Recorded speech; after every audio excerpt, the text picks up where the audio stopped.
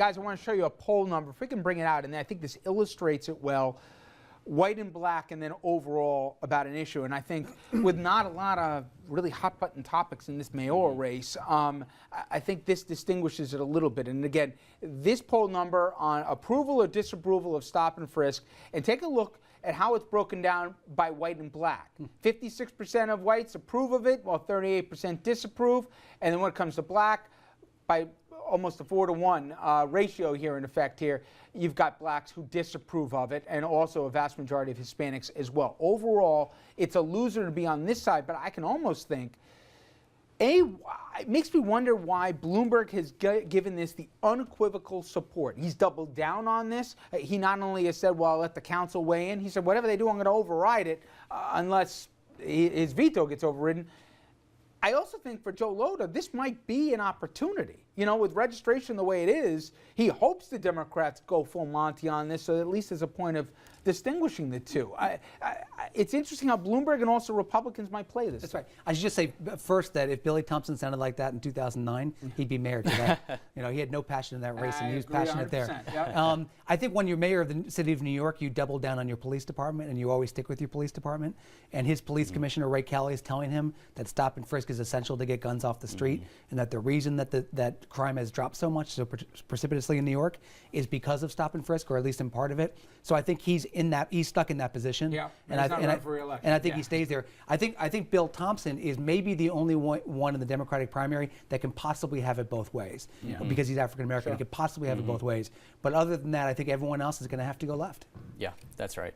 And I think that it'll be hard for Quinn to do that, because she's already said that she would probably keep Kelly on. And by the way, that's not a crazy position. If stop and frisk wasn't so unpopular, he would be very popular. He's already liked by the majority of New York City residents, according to polls.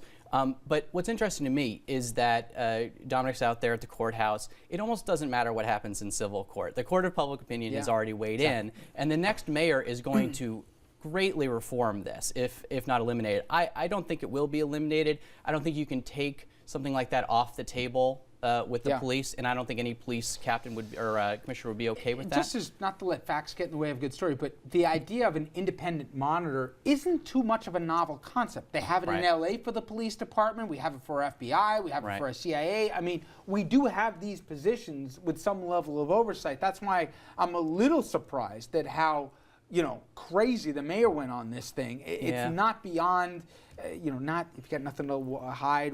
I don't buy that argument, but it's not the craziest of concepts. Yeah, but it's also political for him. I mean, he's getting attacked directly on an issue that he hopes is a legacy issue for him. Do you think him and Quinn coordinated this thing or no? Who knows? I mean, if they am I getting too cynical now? It's impressive stagecraft. They did. You are not too cynical. It's absolutely possible. But let me just say that, you know, you saw today in the New York Post, Rose Gilhern, his investigations commissioner, basically said, "This is my job already. Why are you trying to take it away from me?" That's actually true.